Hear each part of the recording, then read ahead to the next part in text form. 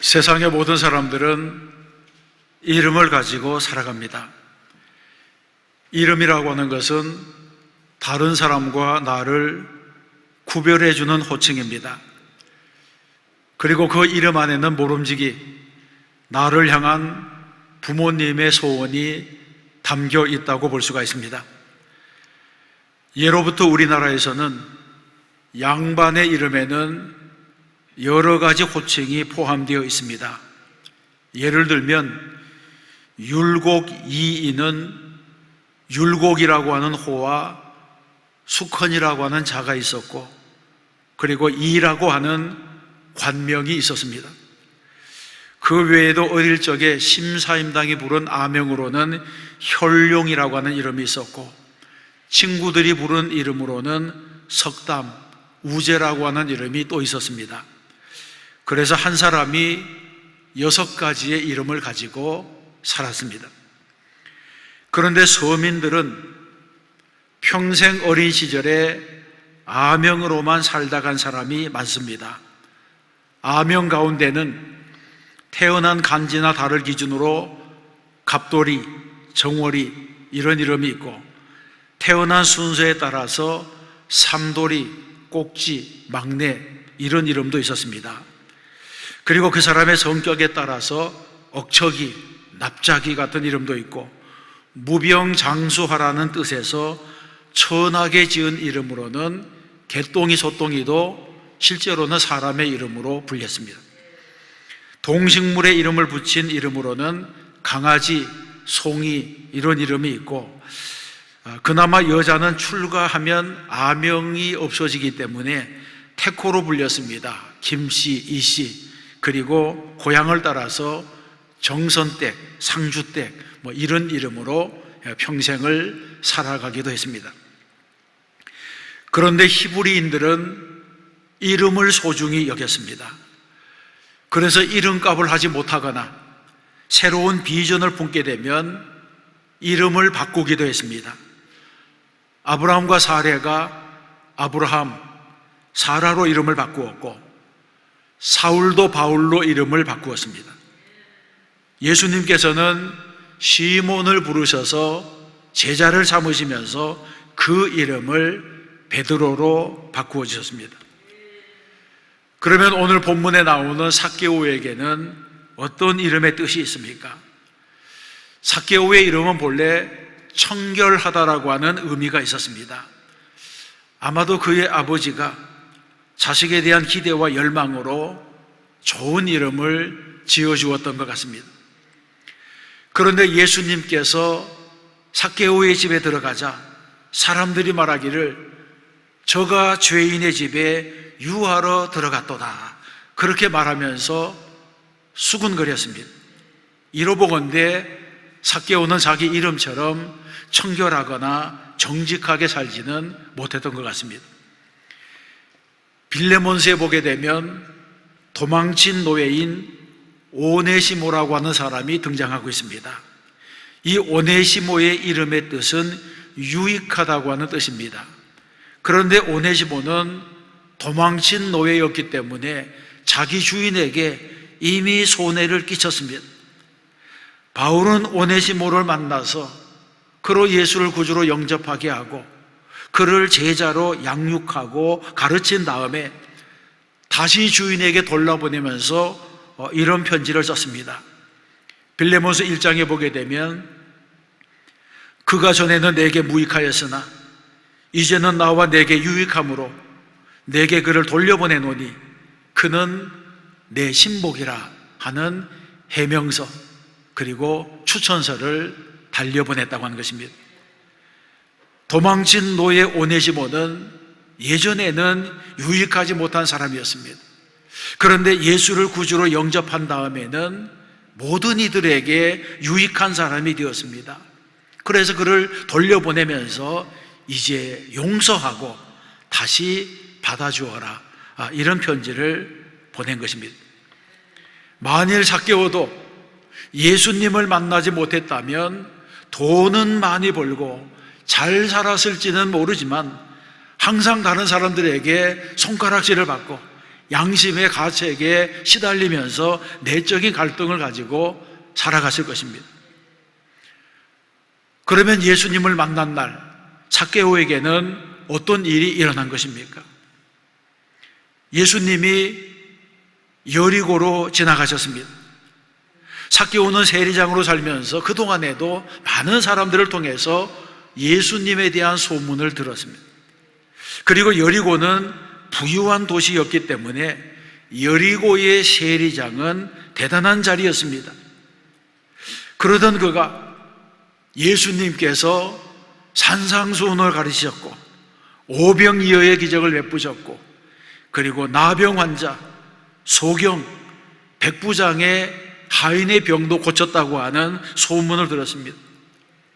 그래서 삭개오의 마음속에는 예수님을 한번 만나보면 좋겠다고 하는 소원이 생겼습니다.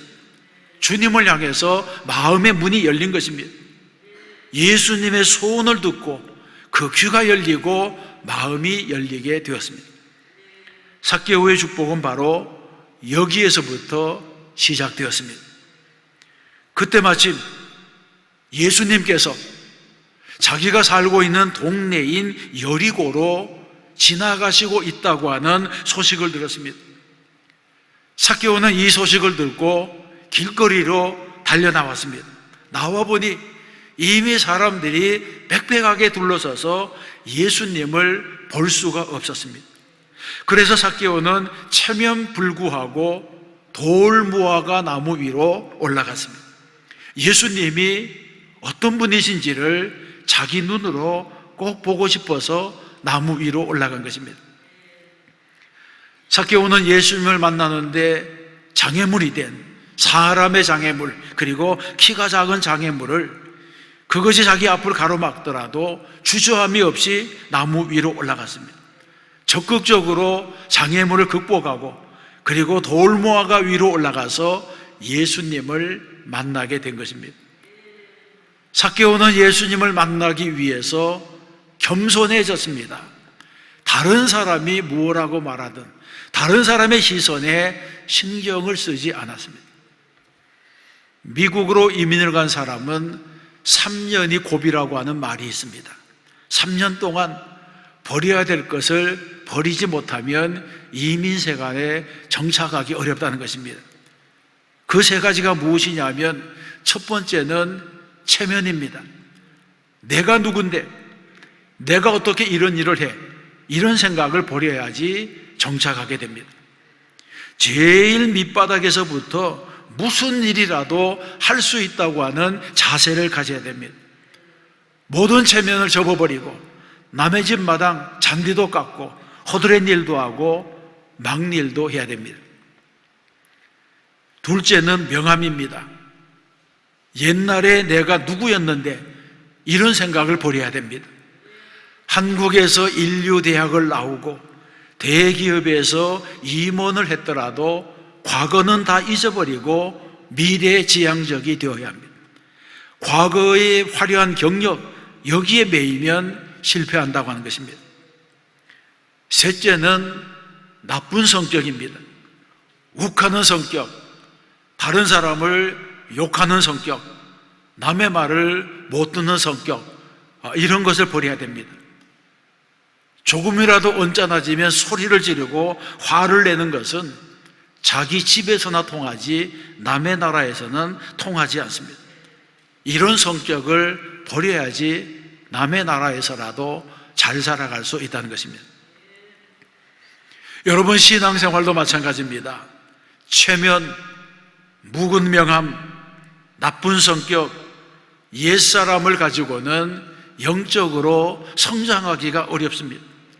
이런 것들은 말씀의 칼로 베어버리고 그 이후에라야지 신앙의 꽃도 피고 열매도 맺히게 되는 것입니다. 대체로 사람들은 다른 사람보다 많은 것을 가지면 교만해집니다. 돈이 조금 더 있어도, 조금 출세해서 남보다 내가 더 낫다고 생각해도 눈이 감기고 귀가 닫힙니다. 그래서 이런 사람들은 자신을 너무 크게 보기 때문에 신앙생활조차도 어려워지게 되는 것입니다. 삭개오는 주님을 만나기 위해서 겸손해졌습니다. 주님을 만나고 난 다음에 세상 것들을 버렸습니다. 그래서 여리고를 지나가시던 주님을 만나기도 하고 주님께 은혜를 잊기도 했습니다. 빅토르 위고가 말했습니다. 인간이 사용할 수 있는 자원 가운데 가장 강력한 자원은 기회다, 그런 말을 했습니다. 겸손한 자에게 기회의 문이 열리고 겸손한 자에게 은혜가 임하는 것입니다. 이런 겸손한 마음, 낮아진 마음, 오직 주님만을 바라보는 믿음으로 나오면 우리는 은혜를 받게 될 줄로 믿습니다. 그 다음으로 살펴볼 것은 예수님이 삭개오를 부르셨다고 하는 것입니다. 삭개오는 돈도 있었고 권력도 있었고 모든 사람들이 탐낼 만한 부를 누리고 있었습니다. 그러나 그의 인생은 무언가 부족한 것이 있었습니다. 돈만으로는 채울 수 없는 공허함이 있었습니다. 그런데 이 문제를 해결하려고 하는데 길이 없었습니다.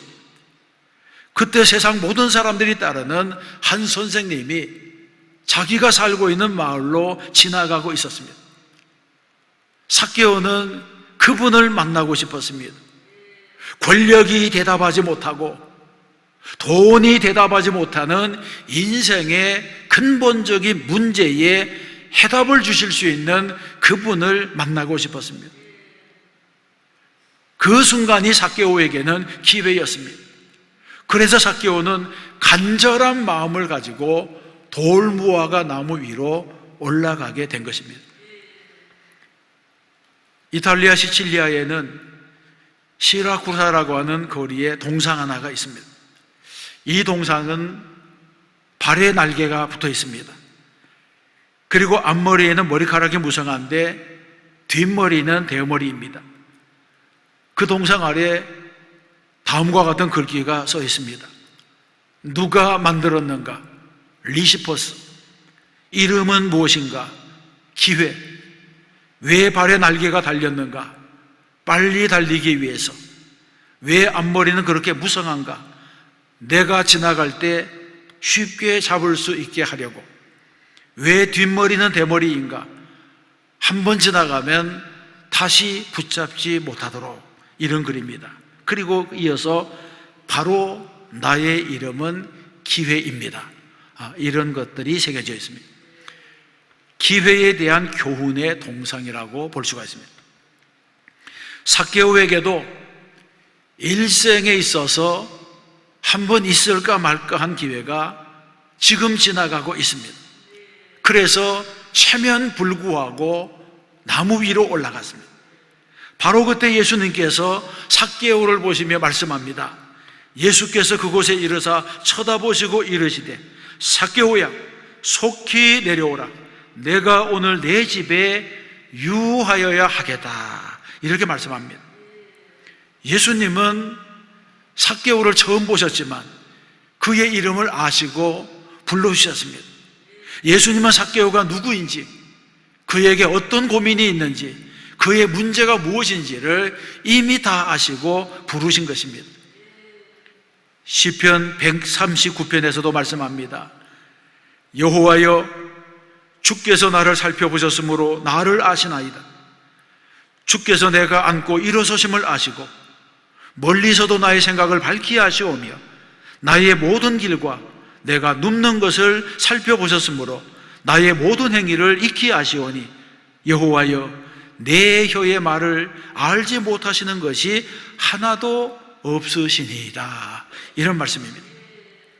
이처럼 주님은 나의 모든 것을 아시고 나를 부르시는 것입니다.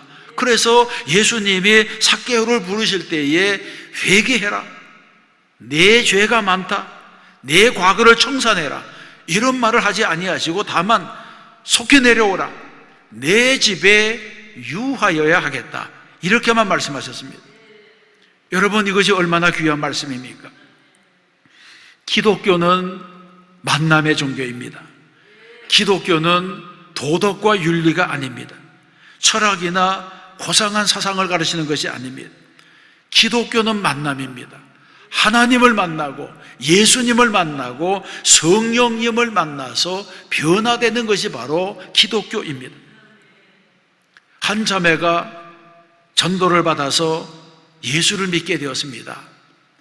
그런데 이분의 마음이 얼마나 순수하고 깨끗한지 말씀을 받는 대로 은혜를 받고 신앙이 무럭무럭 자라나게 되었습니다. 날마다 은혜를 받으면서 만나는 사람에게 나는 예수님 없이는 살 수가 없어요, 이런 말들을 하게 되었습니다. 그래서 이분의 별명이 예수 없이 살 수 없어요, 그것이 이분의 별명이 되었습니다. 그러던 중 하루는 목사님, 제가 오늘 놀라운 사실을 발견했어요. 예수님도 나 없이는 살 수 없다는 것을 깨달았어요. 그런 말을 하게 되었습니다. 이분은 주님과의 깊은 영적 교제 가운데 다른 사람이 체험하지 못한 특별한 체험을 하게 된 것입니다. 그런 만남이 그의 신앙생활 가운데 일어난 것입니다. 여러분, 신앙생활에는 이런 만남이 필요합니다. 맹인 바디메오가 예수님을 만나듯이, 12에 난 혈루병자가 예수님을 만나듯이, 삭개오가 예수님을 만나듯이 체험적인 만남이 있어야 됩니다. 예배를 통해서, 말씀을 통해서, 기도를 통해서 예수님을 만나는 분들이 되시기를 바랍니다. 세 번째 살펴볼 것은 예수님께서 구원의 축복을 주셨습니다. 예수님을 집으로 모신 삭개오는 주여 보시옵소서, 내 소유의 절반을 가난한 자들에게 주겠사오며 만일 누구의 것을 속여 빼앗은 일이 있으면 내 갑절이나 갚겠나이다, 이렇게 말합니다. 예수님은 삭개오의 집에 들어오셔서 이제부터는 훌륭한 사람이 되어야 한다, 너는 회개해야 된다, 이런 설교를 하거나 윤리와 도덕에 대한 가르침을 주시지 않았습니다. 그런데 무엇이 삭개오를 변화시켜서 내 소유의 절반을 구제비로 내어놓겠다고 말하게 한 것입니까? 이 변화에 대한 유일한 대답은 그가 예수님을 만났다고 하는 것입니다. 사람의 근본을 바꾸고 개인의 가치관을 바꾸는 변화는 예수 그리스도를 만날 때에 가능하게 됩니다. 피 묻은 십자가의 복음만이 사람을 변화시키게 되는 것입니다. 삭개오의 말을 들은 예수님은 오늘 구원이 이 집에 이르렀으니 이 사람도 아브라함의 자손이미로다, 이런 말씀을 하십니다. 예수님은 내일이라고 말씀하지 아니하시고 장차라고 말씀하지 아니하시고 오늘 구원이 이 집에 이르렀다고 말씀하고 있습니다. 이처럼 구원은 즉각적인 사건입니다. 한순간의 변화를 통해서 예수 그리스도가 한 사람의 영혼 속에 침투해 들어오는 것, 이것이 바로 구원의 사건입니다. 이를 성경에서는 그런즉 누구든지 그리스도 안에 있으면 새로운 피조물이라, 이전 것은 지나갔으니 보라 새 것이 되었도다라고 말씀합니다. 예수님은 삭개오를 가르치시거나 삭개오를 정죄하지 않았지만 삭개오는 예수님을 만나는 순간 무엇이 잘못된 것이, 이제부터는 어떻게 살아야 할 것인지를 순간적으로 깨닫고 회개의 열매를 맺은 것입니다. 그리고 그는 자신의 이름대로 살게 되었습니다. 그러고 보면 회개는 은혜의 사건입니다. 은혜가 아니면 회개할 수가 없습니다. 회개는 먼저 하나님께서 우리 마음속에 겸손함을 주셔야지 일어나는 것입니다. 마음에 교만이 가득 차서 죄를 죄로 깨닫지 못하는 사람에게는 회개가 없습니다. 그러므로 죄를 깨닫는 것은 은혜입니다. 또 회개하려면 용기가 필요합니다. 용기가 없으면 다른 사람에게 잘못했습니다, 미안합니다, 이런 말조차 하지 못합니다. 또 회개는 하나님이 주시는 기회입니다. 회개할 수 있는 기회를 얻었다면 이것은 우리에게 축복이 되는 것입니다. 회개할 죄가 생각나고 용서를 구해야 할 사람이 내 앞에 있을 때에 머뭇거리지 마시기 바랍니다. 오늘은 나의 날이지만 내일은 나의 날이 아닙니다. 내일 어떻게 될지 아무도 모릅니다. 회개할 기회를 놓쳐서는 안 되는 것입니다. 회개는 은혜의 길이고 생명의 길입니다. 그런데 왜 사람들이 회개하지 못하는 것입니까? 회개하지 못하는 이유는 사탄이 여러 가지 방법으로 방해하기 때문입니다. 어떤 방법으로 방해합니까? 먼저 사탄은 사람을 교만하게 만들어서 회개하지 못하게 합니다. 마음속에서 일어나는 교만, 이것은 사탄의 역사입니다. 잘난 척하고 이빠른 소리하고 남을 무시하고 항상 지배하는 마음을 가지는 것, 이것은 바로 교만의 증거라고 할 수 있습니다. 또 사탄은 변명하게 하여 회개의 기회를 놓치게 합니다. 이런 사람은 잘못을 저지르면서도 나만 그렇게 사느냐, 그렇게 말하면서 자신이 한 일을 정당화합니다. 자신의 잘못을 남에게 전가합니다. 핑계가 많고 이론이 많습니다. 이런 사람은 회개하지 못합니다. 왜냐하면 사탄이 그 마음을 완악하게 만들었기 때문입니다. 또 사탄은 회개의 결과로 우리를 위협합니다. 내가 잘못을 인정하고 회개하면 공개적인 망신을 당할 것이라, 여러 가지 문제가 일어날 것이라, 이렇게 협박해서 두렵게 만듭니다. 그래서 회개하지 못하게 합니다. 또 사탄은 회개를 내일로 미루라고 유혹합니다. 차차 해도 된다는 것입니다. 급하지 않으니까 서둘지 말라고 유혹합니다. 좀 더 생각해보고 결정하라고 꼬드깁니다. 그러나 이런 유혹에 넘어가면 회개할 기회를 놓쳐버립니다. 받은 은혜, 받은 감동에 반응하지 않으면 씨 뿌리는 자의 비유에서 말씀한 것처럼 새들이 날아와서 다 먹어버리듯이 받은 은혜를 잃어버리게 됩니다. 회개는 다시 원점으로 돌아오는 것입니다. 잘못을 저지르기 전의 상태로 돌아가는 것입니다. 삭개오가 회개하고 돌이키자 예수님이 말씀합니다. 오늘 구원이 이 집에 이르렀으니 이 사람도 아브라함의 자손이미로다. 아멘. 여러분, 이 말씀은 얼마나 은혜로운 말씀입니까? 이 말씀이 선포되는 순간 그동안 삭개오를 괴롭혀왔던 부끄러움과 욕심, 갈등과 양심의 가책, 모든 고통이 일순간에 눈 녹듯이 사라져서 말았습니다. 세상이 줄 수 없는 평강이 주님에게서부터 임한 것입니다. 사랑하는 성도 여러분, 예전에 다른 교회에서 사역할 때에 그 교회에는 대기업의 회장님들도 계셨습니다. 한 번은 신방을 갔는데 마침 그때가 점심시간이 되어서 같이 식사를 하게 되었습니다. 제가 식사하기 전에 식사 기도를 하자 목사님 축복해 주셔서 감사합니다.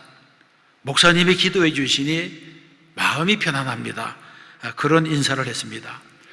그래서 식사하면서 이런저런 이야기를 하다가 회장님 요즘 행복하십니까? 그렇게 물었습니다. 그랬더니 그분이 대답하기를 아니요, 아침에 눈을 뜨면 불안해요. 그렇게 말했습니다. 이분은 수십 개의 사업체를 거느리고 돈이 많은 분이지만 실제로는 편안하지 않다고 말했습니다. 회사 경영 때문에, 자식들에게 유산을 분배하는 일 때문에 정말 이분은 마음의 평안이 없이 사는 것 같았습니다. 미국의 석유왕 록펠러에게 타임지 기자가 당신은 지금 가진 부에 만족하고 있습니까? 그렇게 묻자 아니라고 대답했습니다. 그러자 기자가 다시 묻기를 그렇다면 얼마나 더 있어야지 만족할 수 있습니까? 이렇게 묻자 조금만 더라고 대답했습니다. 미국 석유의 95%를 독점하는 재벌, 어마어마한 재산을 가진 사람이지만 자기의 소유에는 만족이 없었다는 것입니다.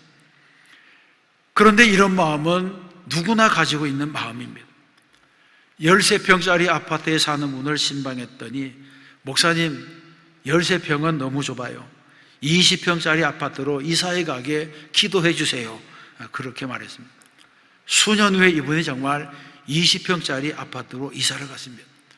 그런데 6개월이 지난 다음에 다시 기도 제목이 올라왔는데, 화장실이 둘 딸린 집으로 이사 가게 해주세요. 또 이런 기도 제목이 올라왔습니다. 여러분, 이걸 보게 되면 재벌이 가지고 있는 소유욕이나 평범한 사람이 가지고 있는 소유욕이나 더 가지고 싶은 소유욕은 똑같은 것 같습니다.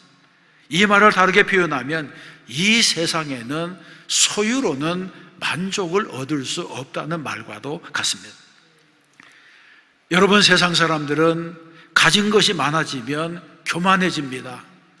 돈을 많이 벌면 돈 있는 친구와 노느라고 주님과의 관계가 멀어집니다. 조금 출세해서 자리가 높아지게 되면 세상 돌아가는 일에 눈을 뜨게 되고 세상 친구가 많아지게 됩니다. 점점 주님을 바라보는 눈이 감기고 세상 일에 분주해지게 되는 것입니다. 그러나 삭개오는 이런 일로는 만족이 없다고 하는 사실을 깨닫고 주님께 나온 것입니다.